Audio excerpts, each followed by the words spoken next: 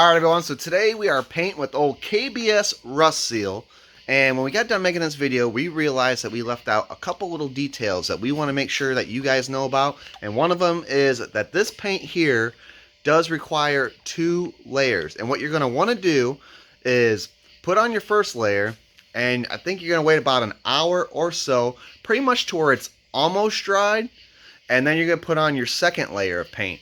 And the reason why this is important, why I say almost dry but not completely dry, is because when you let it completely dry, it's going to harden, and then what's going to happen is they're going to tell you that you need to scuff that all up before you go putting on another layer for it to adhere properly. So the simplest way I could say this is that pretty much what they're doing is that they're putting your first layer down, which it says here seals corrosion, you're putting it over rust, whatever you're putting over.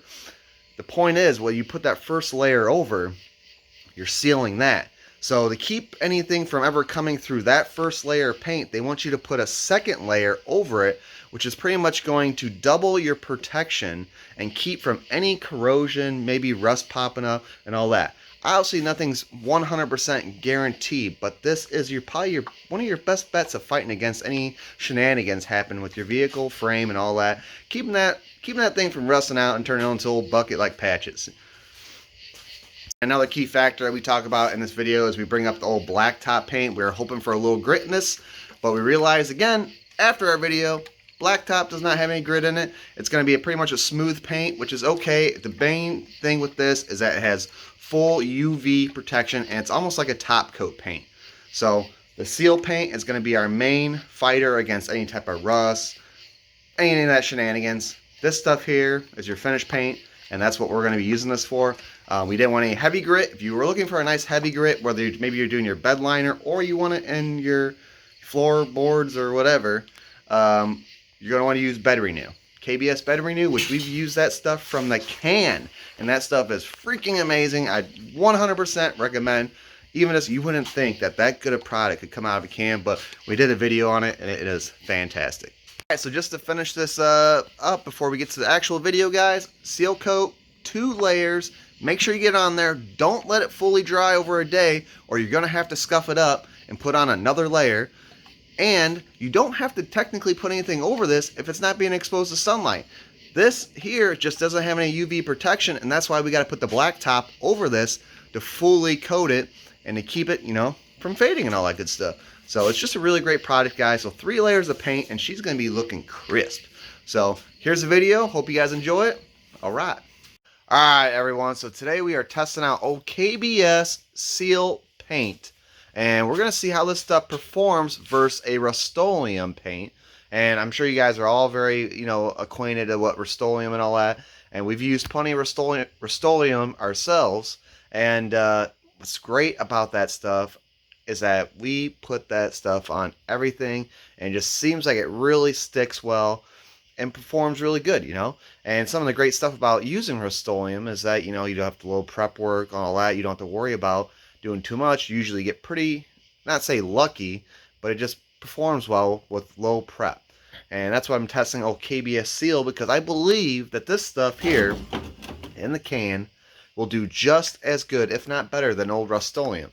Now, when you look at this stuff and you start looking at the instructions and all that, it could be a little intimidating on the steps that they require you to do, as far as they have a 3-step process. That's definitely, I'm not going to say it's not recommended. Like, obviously, the better the prep work you do, no matter what paint you're using, the better results you're going to get.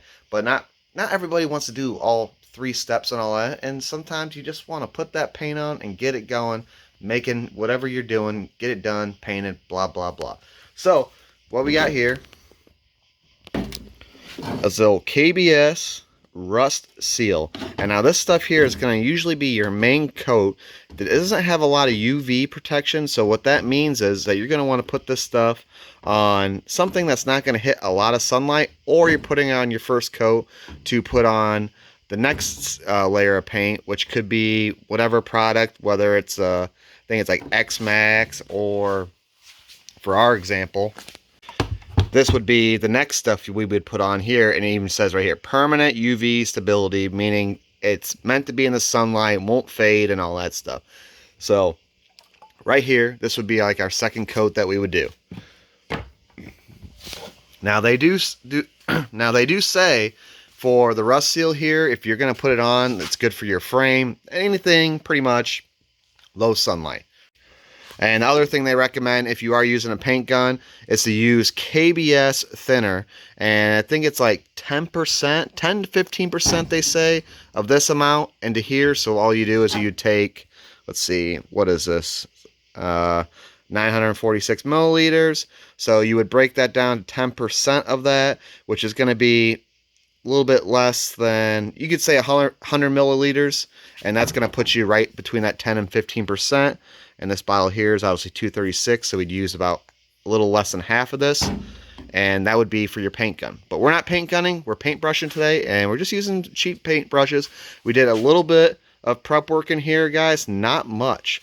We did a very light sanding, and then we vacuumed all the little debris and all that, and we also did a light cleaning just with the general purpose spray. They say a good heavy degreaser is good, but you want to stay away from solvents, they say. And that would be like, example, like brake cleaners and stuff like that. Or any maybe solvent degreasers you'd have in a can. So yeah, my whole point of this video, guys, is I don't want you guys to be intimidated by this 3-step process and all that. And I want you guys to be comfortable using this KBS Seal paint, because I have 100% faith in it. And we have actually a couple other videos out doing the undercoating and the bed renew in a can, which is amazing, freaking awesome. We did our woman's Jeep and all that, fenders, bumpers, all that, and it's honestly worked way better than powder coat. And like I always say, it's better than powder coat in some aspects, because if you rub a tree, all you gotta do is bring it back in the garage, put a little spray on there, and she's good to go. Powder coat, you can't do that. Once that, you gotta sandblast it off and have it completely redone, and that's no bueno. That's a lot of downtime that you just might not want to do. You want to get back out there on the trails and keep ripping. So let's get at it. KBS Seal on the brush, low prep work. Let's see how she sticks in this thing and how she looks. I got faith in her. First things first, so general thing that people normally do. Well, what do? You shake the can up, right? Yeah, I gotta shake the can up. No, they say don't shake the can, because what you're doing is you're producing air bubbles, which is going to unsettle the paint inside. They say if you've stored the can for a little bit, flip it upside down for a brief period of time, not too long, and then what you're going to want to do is just put it back over, pop that lid, and get stirring. And make sure you stir it in really good, and then you're ready to brush. And they say don't brush out of the can, go and put yourself in, well, you're putting it in a cup, something like that, just in case you don't use it all. You can seal that up and you don't have any debris from your brush going back into the can, and then you get some good, fresh, still good paint. So we are going to follow a couple of those guidelines for sure, because that's just good advice. You know what I mean? So like I'm saying again, one more time, I'm not saying the 3-step process isn't a good process. It's definitely a good thing to do for sure, especially to get best results out of it. So we're not doing no 3-step process. We're just going to get at it and see what it looks like.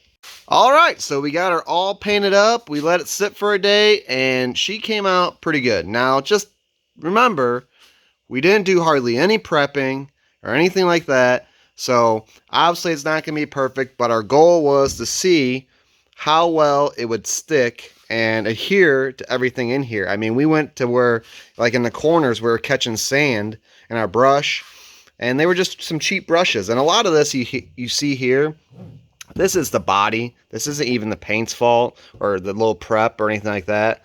Like, this is all just the crumminess of our body in this Jeep. So we were on the fence about putting carpet in this. So that's another reason why we went with just not caring too much. We just needed a coating down. But I think what we're going to do is that we're going to put our next coating of paint on here, which I'm hoping has just a little bit more grit, which will help hide some of our defects, not all of them, and we should be good. So the reason why you see most of this shenanigans here is because we don't have any of the seats in here, or we don't have the cage and all that. Once all that stuff's in here, like, this will look way better. And obviously we're gonna clean our dash up and make it look pretty. But yeah, other than that, come out pretty good. So this is the next video we will be putting out. We'll be using this stuff here, which is your blacktop KBS paint, which could also be brush, roller, or your old spray gun. So, and this stuff here, you can see here, is UV permanent stability. So, meaning you leave it out in sunlight and she ain't gonna fade right away, which will be good. You know, we don't catch a lot of sunlight in here, but we do a little bit. So this will be a good thing to put the second coat on here. Like I said, I hope it has just a little bit of grit in it, and it'll help just hide a little bit of, you know, this stuff here, which again, not a big deal. But other than that, guys, she came out pretty darn good. So there's your guys', you know, on the KBS Seal. And, you know, let's hit this thing with a hammer real quick. All right, we got our hammer. We're going to give her a hit. Oh, look at that. Solid. Didn't even crack it. Perfect. I'm just kidding. We'll use an actual hammer. I'm not going to hit any harder than that. I might hurt the Jeep. But didn't crack.